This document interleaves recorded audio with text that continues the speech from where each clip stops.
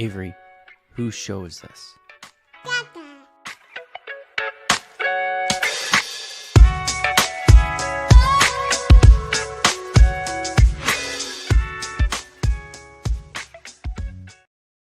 And we're live. Welcome everybody here to the Lakers Lounge Podcast. I'm Anthony Irwin, joined on this fine Sunday evening Sunday night by you guys. We haven't done one of these in a while. It's been kind of busy. There was the trade deadline, and then there was the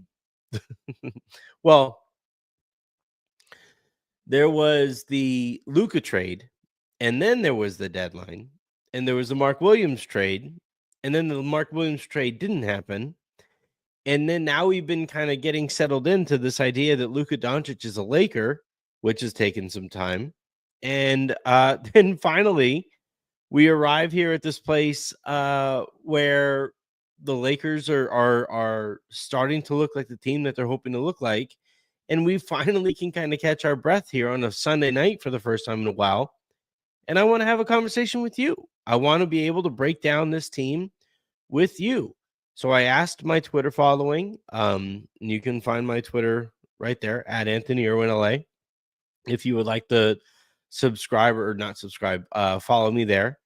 I asked for some questions there, got some questions. I know I'm going to get some questions from the live audience as well. So I'm going to answer as many of those as I can possibly answer over the course of the show.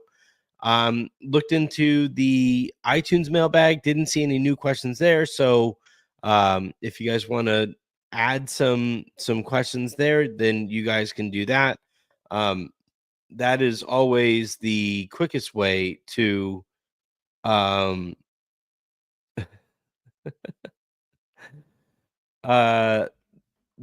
quickest way to answer or get your topics on the show without like paying for them here or whatever. So yeah, let's go ahead and dive on in. Before we even dive in though, the Lakers tweeted out the post-game the post-game speech that JJ Redick gave after the Lakers beat the Nuggets. And one, like I said this to Harrison afterward, I went back and I rewatched the game, and it really jumped off the screen how kind of shell-shocked the Nuggets were at the amount of belief the Lakers had that they could beat them. No matter whether Denver went on a run or whatever, the Lakers just kind of handled their business and kicked their ass. And the Nuggets were like, wait, what? This is not what you're supposed to be doing to us. And it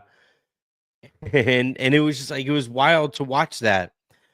So in a second, I'm going to replay or play the that clip as well. A quick reminder before we dive fully into the show, please hit that subscribe button, please hit that like button, and then share the show. Tell your friends and stuff, Lakers fans, that we're doing this thing over here in the Lakers Lounge and we're having a good time doing it. And then if you have some enemies or whatever, tell them that, hey, here's the show, it's not even that good.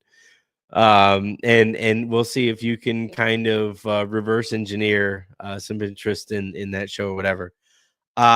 So we can dive on into the show now that I've gotten that out of the way. Oh, also, if you guys are listening to this in the form of the podcast, which a lot more of you guys are doing according to the numbers, please hit that subscribe button and then leave those 5-star reviews. That stuff really, really helps. And yeah, let's go ahead and dive on in, starting with JJ's speech, which I found really cool. So let me set the scene really quick. The Lakers just beat the Denver Nuggets. The Nuggets had beaten the Lakers something like 14 out of the last 16 times that the two teams have played. At one point, it was like 13 straight.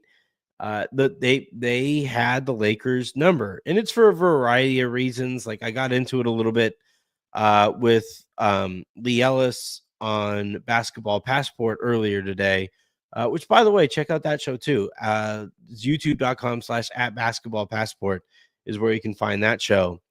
But Lee and I talked a little bit about like the matchup between the Lakers and the Nuggets when AD was on the Lakers, and how like it specifically is a bad matchup in that case because the Lakers either best or second best player gets kind of wiped out completely by Nikola Jokic, and that completely alters a team's identity. And in this case, Jokic is still really good, but if he wipes out Jackson Hayes, it's like, oh shucks, you wiped out Jackson Hayes. And last night, with the way that the Lakers were defending Nikola Jokic and the way that they were kind of able to fully minimize his impact on the game, that's, and again, when we talk about like the way that the Nuggets looked shell shocked, it really felt a lot like the way that the Lakers looked when AD was kind of minimized, and Jokic had no idea how to handle that situation, how to handle the physicality up and down the court, and how to handle all of the length and athleticism and the key that the Lakers were able to present him, and he just kind of folded, and then the Nuggets eventually folded with him. So really, really cool to watch that. JJ Redick said after the game that he hadn't slept because of this matchup.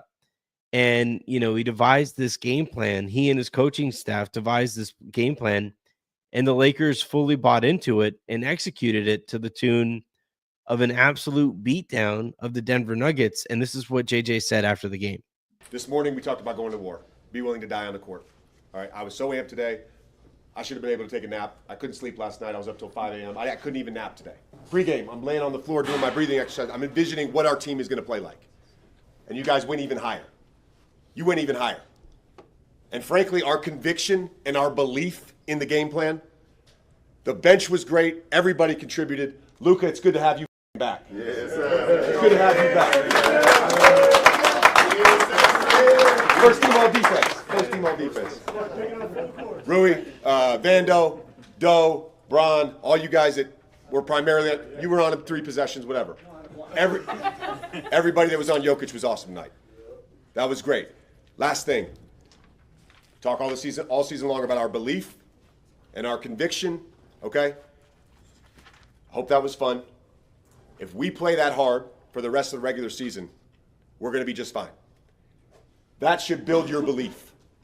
It built my belief in what we can accomplish, all right? It was awesome. Let's go. Together on 3, man. 1, 2, 3. Yeah. So the first comment, or one of the comments I'm saying down here, by the way, let's see.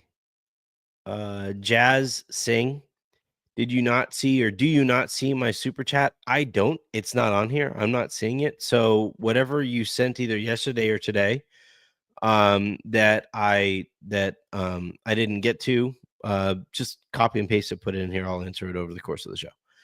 But another comment that I see here is from Law Malcolm saying that JJ Redick is a podcast coach. The thing about podcasting and the thing about coaching is it's all about communication. Like so much of leadership, management, just like the position that JJ Redick holds, it really comes down to communicating your ideals and your values and the things that you think you need to implement over the course of a season. It's all about selling those things, right? Like I'm going to, my kids, when they grow up, I'm going to tell them, like, I want you guys to work a commission job at some point in your life where the amount of money is fully dictated by how well you are able to sell a product. Because at the end of the day, that is the most important skill set that you need to build over the, like in this society that we live in. Can you sell? I worked all of my jobs over my lifetime. When I was growing up, I guess not entire lifetime, but I worked in sporting goods sales. I worked in shoe sales. I worked in suit sales. I worked in golf sales while I was trying to build out this career that I have now. And all of them were commission jobs. And I actually get really bored when it isn't a commission job, because it's like every hour is worth the same amount of time. And I would much rather work fewer hours and squeeze more out of those hours by way of commission sales than just like sit there and like milk the clock. And I was kind of like that. I took a lot of those skills that I built as a salesperson into coaching. And then I took those skills as a salesperson and a communicator into PR. And then I took those skills as a communicator, as a salesperson, and then as like in PR, the my favorite thing in working in PR was like understanding people en masse. So like sales is all like usually it's 1-to-1. And then coaching, it's like 1 to like 15 is the like size of teams that I was coaching. And then when I was working in PR with the types of clients that we had, it was like 1 to however many thousand, that were tuning into whatever type of event that we were trying to put together or whatever. And then like, fast forward to podcasting, and it's 1-2 millions, right? It's however, I've been really fortunate over the course of my career where Locked On Lakers, we had X number of millions per year downloads. Silver Screen and Roll, I was able to build that from 750,000 or so downloads in the first year to about 3 or so million in the next year. And then for some reason they laid us off and then gave me the feed, and then we've been able to rebuild it back to where it was before. And like all it comes down to is like selling stuff. Like when I'm podcasting to you, I'm selling myself to you, my analysis of the Lakers, my reporting on the Lakers, the guests that I bring in, the conversations that I have. This whole channel is just a matter of sales.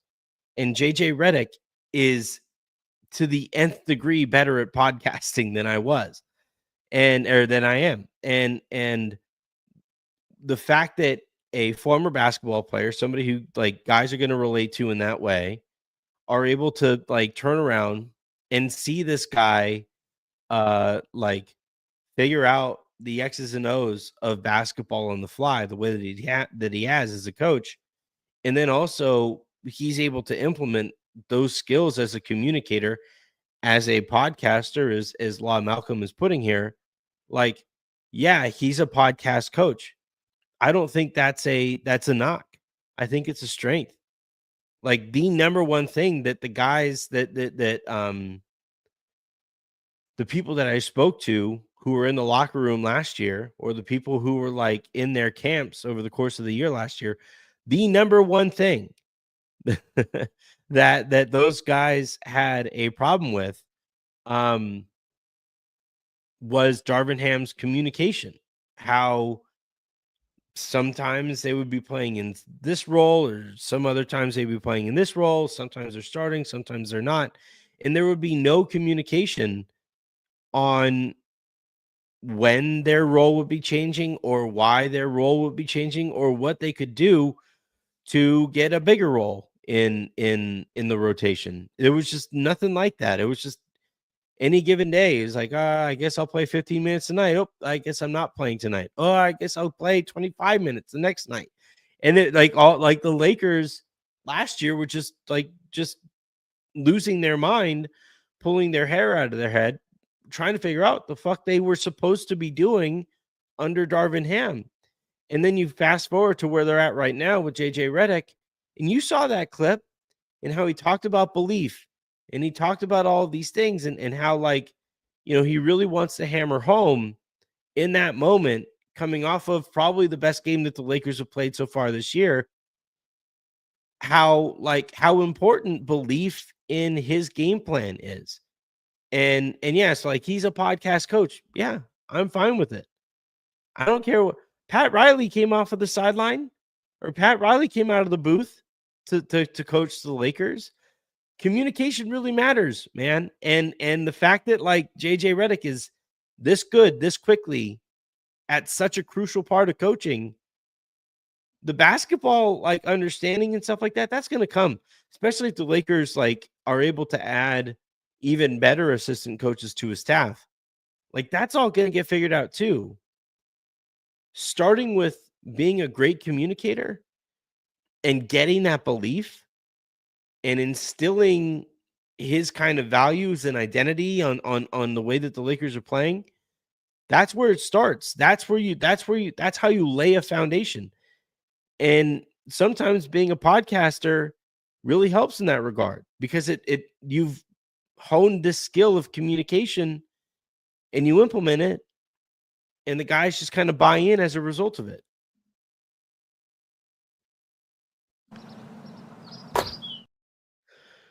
All right. I'm gonna go into my where are they? Here they are. Here we go. All right. So on Twitter, I asked for questions, got 14 of them. So I'm going to answer these in the order that I received them. J_fade started us off with, if Jackson Hayes can be effective as he was yesterday in the playoffs, you think there's a chance the Lakers get priced out in trying to bring him back next year? Possibly. I don't know that his like salary would jump so high that the Lakers have no chance at keeping him. I think I would kind of flip the way that I'm looking at this, and it's like if the Lakers are able to turn Jackson Hayes into in this hypothetical a playoff player, and they're able to do so through LeBron and through Austin, obviously through Luka, creating for that center, and then by also surrounding that center with a whole bunch of really good wings, big physical wings that can also do stuff on the offensive end too. Like if they're able to make Jackson look like this, then like I think you can make another center look like that. I think Jackson is fine. I think he's kind of like the definition of a replacement level center. So like if Jackson Hayes signs for some inordinate amount after a really good playoff run, you congratulate him, and then you get to work immediately on converting whatever next center that you go out and get. And remember, the Lakers, I reported this at the time, and then I reminded you guys a little while ago, the Lakers were getting ready to draft a center in last year's draft and didn't wind up drafting a center because Dalton fell to them. And that obviously is one approach to it, where you get, in that case with the Lakers, they weren't a lottery team, but they were a mid-ish, late-ish first round pick, or they were in that kind of realm there. And for what they were thinking was that, like, all right, we'll just see if we can reproduce what happened there with Derek Lively in Dallas. Then Dalton fell to them, and they weren't able to go about it that way. But I think, though, if Jackson is able to become like a viable playoff player, then I think the Lakers can turn any number of players who have similar skill sets into that kind of playoff performer. JLP asks, sorry for the dumb question, but how is Tuesday's game not a nationally televised game? Well, look, I don't think that that ESPN obviously knew that this was coming. This has been funny because on Twitter people are like, "Oh yeah, well, Anthony tweeted out that the deal as he thought was not true, or it wasn't." It's like, yeah, Yeah, find any number of people who like we're going through that. I spoke to people who work for the Los Angeles Lakers to ask about that deal to try to confirm it, and they were like, "No idea." And so like ESPN also was like in trying to plan for this game up here. It's like, how is it not? And you could try to flex it. The problem is, Tuesday games are TNT, and TNT already has games lined up, I believe, which they have. No, it is. They flexed it. So JLP, they already did. Um, so Tuesday, the first TNT game is going to be Cleveland against Orlando, and then the second one is Lakers Dallas. So it's I believe they did flex that one. I think originally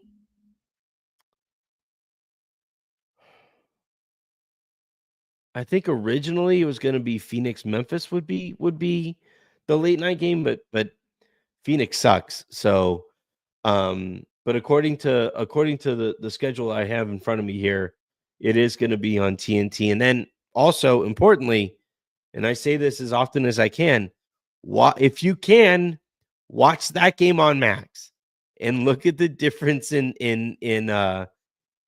picture quality that you see there. It's the same, like same announcers, same presentation, all that stuff. It is in 4K. And it looks so much better. So yeah, check that out as well. All right, NY Soul writes, if you were Rob, who would you go after this summer to solve the holes, including the center spot, if anything? Well,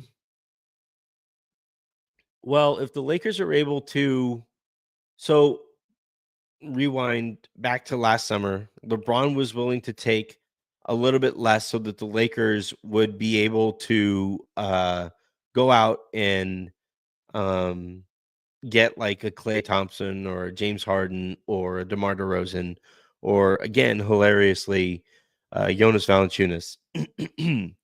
Obviously it didn't play out that way. And he didn't wind up he did take a bit of a pay cut so that the Lakers could go into the season under the second apron.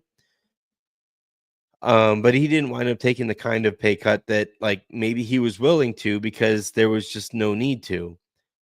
I was told a few weeks ago at the deadline, if the Lakers, and this was after the Luka trade, I started asking around. And it was like, it's not to say that you guys are planning for this, but kind of talk to me a little bit about like LeBron being willing to take a little bit less again this summer if he opts out. Because the Lakers, I believe, they already have the name of this episode is with Luka Doncic, LeBron James, Lakers can absolutely win a championship this year. And I'll talk about that over the course of the show and make my case as to why. But if they already feel that way this year, and then they can go into next year, and LeBron takes a little bit less so that the Lakers would maybe have access to their mid-level, maybe not their full mid-level, but like a mid-level exception, then you use that money on a decent center. And then look, like if Rui doesn't play up to expectations and the Lakers make the decision to like trade Rui and Gabe for a Nick Claxton in coming out of Brooklyn and basically like improve that position to the nth degree, then maybe that's a direction that they go. But I do think though that like it is that would be a the first thing that they would look to do is like, all right, let's see what type of resources we can allocate towards improving the center spot compared to where we're at right now. So I think that's one thing that they would do. The other thing that they I think would look to do is continue to add more wings. We have seen the benefit of great wing play. dating back to the 2019-2020 championship. And then, you see it now where the Lakers were able to make Nikola Jokic, who is having arguably the most impactful offensive season ever. And they made him look completely hapless out there in that game Saturday night. And I think that has a lot to do with wings. So now it's going to be tough because everybody is finally coming around to something we've been talking about on my various platforms for years as to like how valuable wings are. But if that's something that the Lakers are able to add, after like we've seen merely trading for Dorian Finney-Smith, the impact that has had on this Lakers team, the Lakers, I think, are going to there's no way they can miss that lesson again.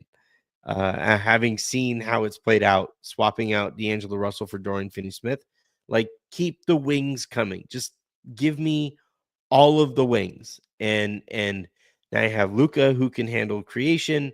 You have LeBron who can handle creation. You have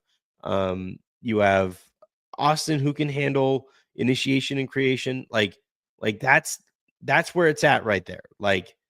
You got that part of it solved, the initiation and creativity on the team.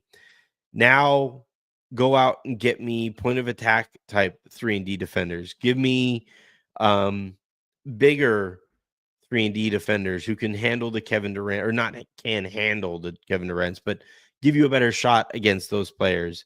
Give me the 4-5 type wings who can guard up or down, but can also rebound and knock down open shots.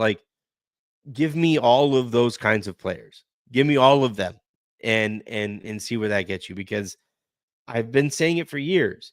You go back over all of the champions. Maybe one day I'll do that. Maybe at some point I'll pull up the list of champions and the teams that they beat and the wings in those series. And you'll see that for the vast majority of NBA championships over the years, it's been wing play that wound up solidifying that champion. And I don't think that's changing anytime soon. Unfortunately for the Lakers, in Luka, they have a top one wing, to be completely honest. He's the best in the world at that position. And good Lord, he's only going to get better. All right, we did get a super comment, which means I get to play this bad boy. I'm also going to take a sip of water because my voice is starting to go. I went out and played golf today for the first time in a couple of years, and all of the allergens just... All right. Let's go ahead and Justin Tyndall writes, one in the loss column from second in the West. Yeah, and the team that currently sits second in the West is a team that the Lakers just smacked up and down the court Saturday night. So I really believe, should I just do that? Should I give my take on why I think the Lakers can win a championship this year? Yeah, let's do it. So literally a segment ago, I talked about the importance of wings and how a lot of times it's wing play that decides the winner of any given series and then eventually any given championship. And this year, the Lakers wing rotation is, I'm going to escalate for dramatic effect. But you have Jared Vanderbilt. You have, at the bottom, you have Cam Reddish. And then you have Jared Vanderbilt. And I guess you have Dalton Connect. And then you have Rui. And then you have Dorian. And then you have LeBron. And then you have Luka. Right? And I don't know how many teams out there can match up with that level of wing play. Boston has great wings in the two J's, right? Jason Tatum and Jaylen Brown. Phoenix has a great wing in Kevin Durant, and then another one in Devin Booker, but there's such a mess everywhere else that they don't appear to matter. Golden State did address their wing issue, and they essentially swapped out Andrew Wiggins for Jimmy Butler. And in the playoffs, that's going to matter. The Mavs had great wing play because they had Luka Doncic, and they basically swapped him out for a big, which fine, like that can be like I watched that Mavericks and Rockets game, AD's first game, and the Mavericks absolutely swallowed up the paint. And that's another approach here. But you look at their wings, and it's not inspiring. It's not very good at all. Jokic kind of makes up for the fact that they don't have creation on the wing, but you do still have Aaron Gordon, who's an elite. He's shooting like 43% from 3-point range this year, and he's elite defensively. And then on top of it, you have Michael Porter Jr., who I think is a bit of a loser. But if he has it going, I don't know what you do against Denver defensively. And so like you have that kind of wing role play on that side. Now you look at some of the other teams here, and this is like one of my concerns with OKC is Jalen Williams is really bleeping good on the wing, but outside of that, it's kind of iffy. Shea is great. Chet Hartenstein is going to be great as role players there.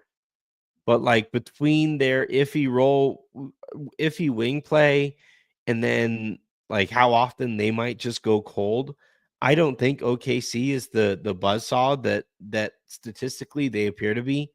And look, maybe I'm wrong because the stats are really, really loud, but I don't know. Like as we're recording, I haven't checked back in on the game. Okay, OKC wound up beating Minnesota, but like Minnesota was right there with them for the entirety of the game. And again, like it's just I would like OKC a lot more if they had more wing depth, that like two-way wing depth. So the Lakers here, like the starting point for why I believe that the Lakers can win a championship is because so long as Luka and LeBron are healthy, and then so long as Rui knocks down open jumpers, and Vando continues to like muck things up as a wing, and Dorian Finney-Smith knocks down open jumpers and is good defensively, like that is a stellar wing rotation. And there aren't very many teams that have that at their disposal. The other part of this too is that like playoff basketball is so different from regular season basketball.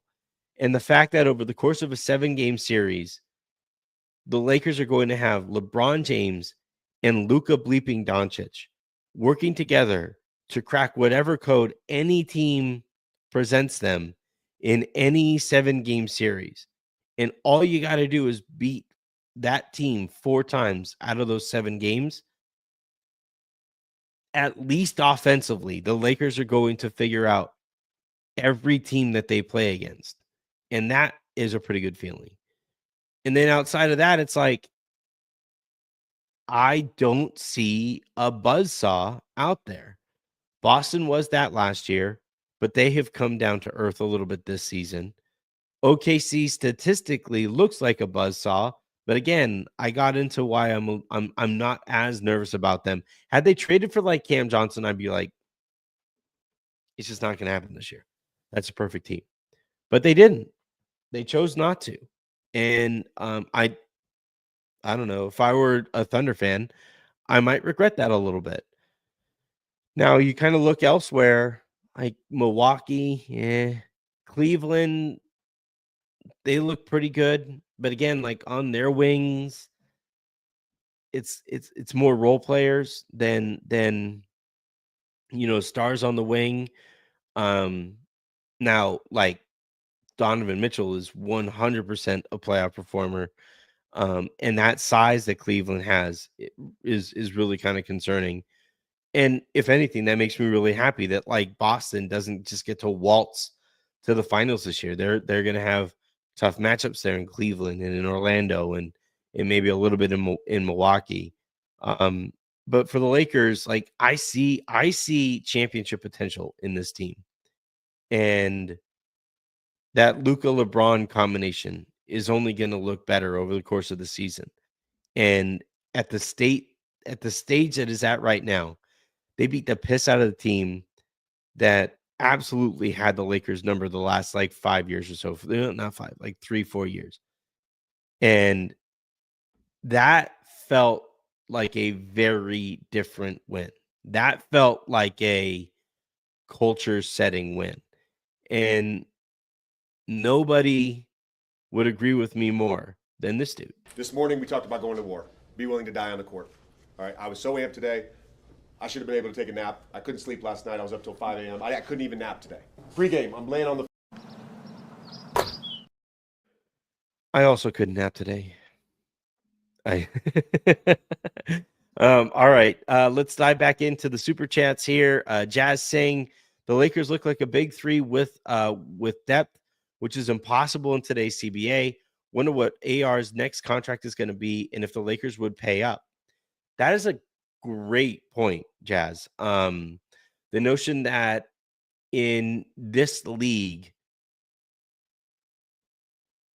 having 3 stars on a roster is basically impossible because it becomes really difficult to fill out your roster after that. So essentially what you have to hope for is that like you have 2 max contract type players and then 1 player who is waiting to get paid. And in this case, the Lakers have LeBron, Luka as their 2 max contracts, and then you have Austin who is waiting to get paid. And yeah, that is basically, if you can put yourself in that kind of a situation where you have like max production from a player who isn't on a max contract, like that's the biggest market inefficiency in the sport. And in the Lakers case, they're able to compound that with the presence of 2 other actual max contract type players. And yeah, like excuse me, just in terms of the books, the Lakers, they certainly look the way that you would like to build a championship team. Alex Amerling writing, wait till we get a center this offseason, then we'll really be cooking. So the thing about this offseason, there's a lot riding on it. And for starters, yeah, they got to address the center spot. As fun as Jackson has, as good as he was in that game last night and all that stuff, like he kind of tops out at like an 8-9 point center. Like he's not going to have games where he like drops 20 points and 15 rebounds even, let alone like the 40-20 game that AD had in his last game. So it would be nice to go out and get a center who can like change a game on his own. But on top of it, Luka has an extension that he can sign this summer. Austin, after next season, can opt out of his contract and would then be really, really expensive. LeBron will be 41 going into next year. And, we've already seen a little bit of slippage athletically from him this season that like next season might be even more, will probably be even more. So this season, next season, those are the years that the Lakers need to go out, win a championship. And then after like next year, then you kind of regroup a little bit and you see where you stand. But this season, next season, that's the time to go out and get it. It's kind of a bummer that the Williams trade didn't go through, even though I think there was more of a gamble than it was a solid move. Let's see where Jackson gets you, and let's see what kind of centers are on the market after this season. But this year, next year, like you got to go out and get one. All right, let's dive back into Twitter. H Boss Lakers. If we get the 2 seed, what are the teams from the play-in that you don't think are a good matchup? I'm not too worried about any of the teams that are like at the bottom of the standings right now. I'm going to pull up the standings as they sit right now after all of tonight's action wrapped up. So you have the Timberwolves, the Mavericks, the Warriors, and the Kings as the play-in teams right now. "Quote unquote bad matchups there." I would say Dallas first and foremost. Uh, that front line going up against the Lakers front line makes me nervous. Like, they are so much bigger up front than the Lakers. But also, like, I think the Lakers can outcreate them.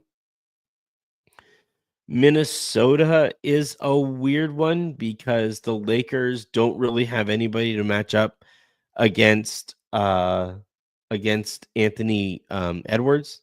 That makes me kind of nervous.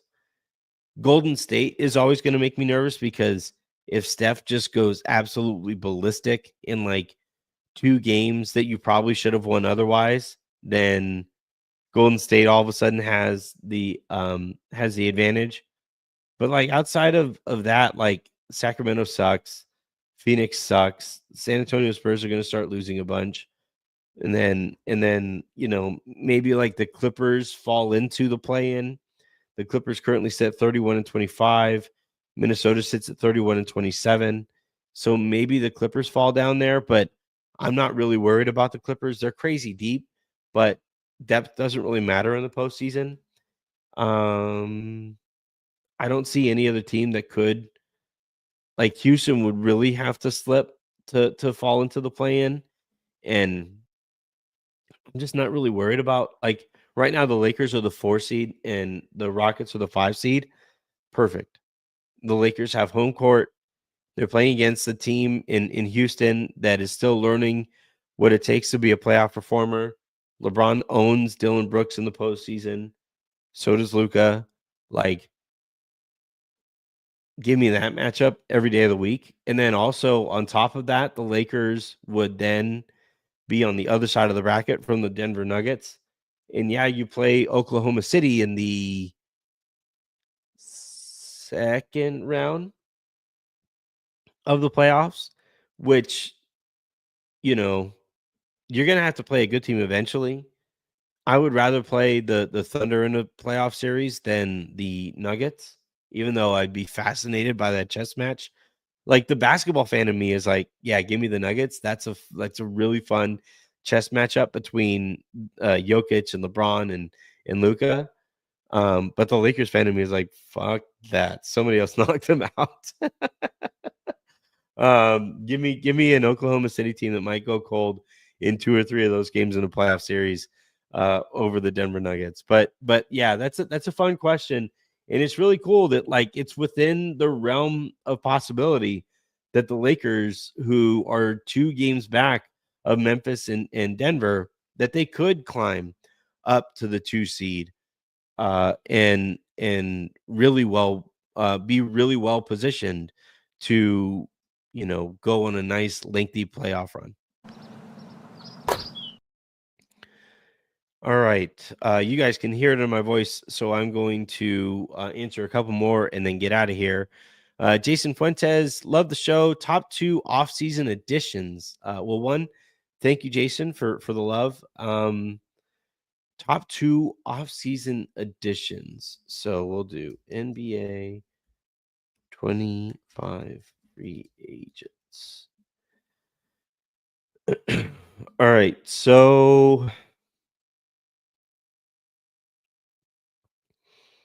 Miles Turner would be fun. I just don't think the Lakers will be able to afford him. He's going to sign for like 30-ish mil a year. Now maybe the Lakers could sign and trade for him and that changes things, but yeah, we'll see. I like, as like a sneaky one, go out and get me Larry Nance Jr. He can knock down corner threes. He crashes the rim hard. He's still an elite athlete. Like, that's a really fun one. Um,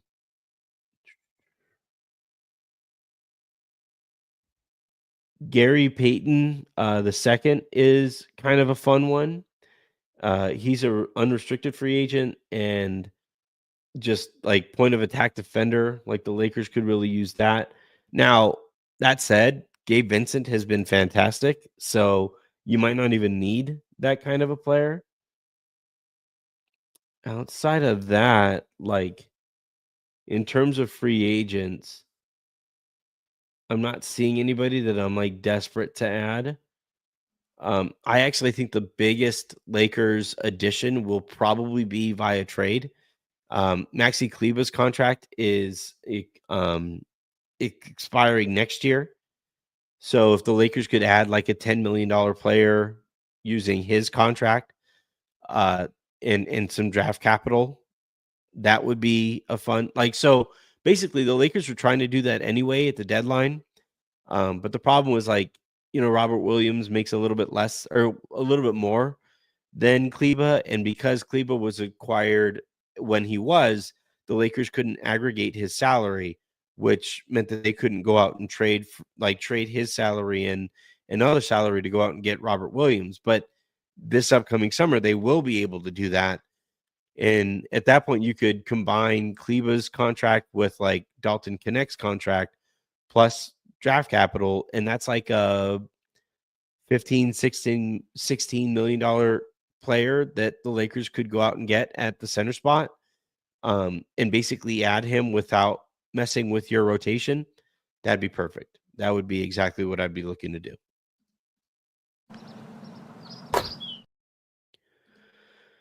All right.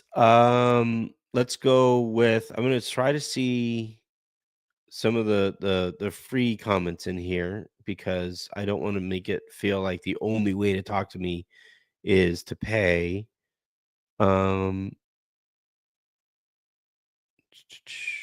Yeah. This is funny. Joey Lynch, I want to see us beat the Timberwolves. That's kind of a fun one. That would be a fun matchup. I think Gobert's a fraud and will always be a fraud. So like the idea that the Lakers could kind of play him off the court by completely ignoring him um would just be fun to watch because I hate that he keeps winning Defensive Player of the Year awards. All right, so let's go to the next one. Uh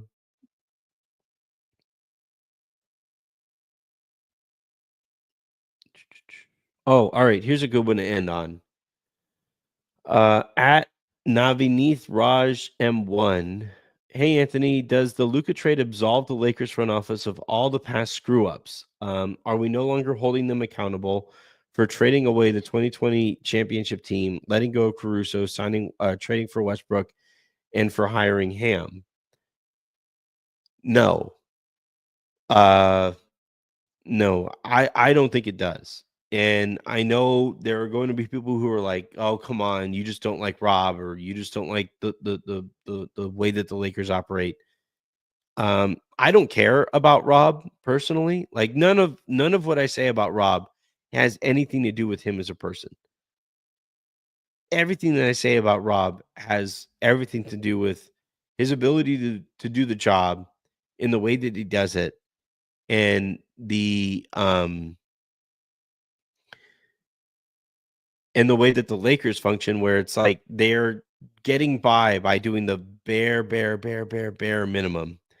And I just don't love that, So, like the Russell Westbrook trade, like we always have to know that they're capable of that kind of a deal. The decision to not just let Caruso walk and pick Taylor Horton Tucker over him, but to allow luxury tax payments to force you into a situation where you had to choose over the other, like while you were a championship contender. I'm not cool with that. The fact that, over the last like 3 years, Rob was clearly able to just pull a center out of a hat as he did with Mark Williams, um, and chose not to while he ran out the clock with LeBron and AD. Like, I'm not okay with any of those things. Now, getting Luka makes me feel a lot better about the state of things. And Luka is a great margin for error extender. But if anything, it puts them even more on the clock so that they don't waste another great era in the way that I feel like they wasted LeBron and Anthony Davis. So, yeah, like it helps. It makes me feel a lot better about the state of things, but I'm never capable, like I'm never okay with just like forgetting some, like, arguably the worst off season in Lakers history. And all of those were you know, like self-inflicted errors. Nobody forced the Lakers to do those things, and they did. And that, like, is always going to stick out to me. All right. I think I am going to end it there. I got a fun one here from Damian Draco. I see it, Damian Draco or Draco. I'm gonna go ahead and actually I'm gonna send that to myself on Slack and come back to it because that's a really fun question. And maybe on a future a future mailbag, I'll answer that one. But it's been 51 minutes and my voice is going and I still have a bunch of editing and posting to do. So I'm going to go ahead and get out of here. So without any further ado, thank you everybody for tuning in the way that you do and the way that you did and all of that good stuff. And until tomorrow, yeah, so the Lakers play Tuesday. So Monday I will have a guest on. Tuesday, Raj and I will break down the game against Dallas. And then oh shoot, did I get more? Yeah, I did. Theo, find a way to get Naz Reid, Rui on steroids. Yeah, they could try. I don't get the sense that Minnesota is at all looking to move him, but they also might start looking to cut costs. And if the Lakers are able to take advantage of that situation, then fantastic. He'd be a great addition. But yeah, so until tomorrow, I'm Anthony Irwin. This has been the Lakers Lounge. Thank you everybody for tuning in. Please hit that subscribe button. Please hit that like button. Please share the show with friends and all of that good stuff. And until the next time you guys hear from me, have a great rest of your day. Make somebody else's, and I will talk to you tomorrow.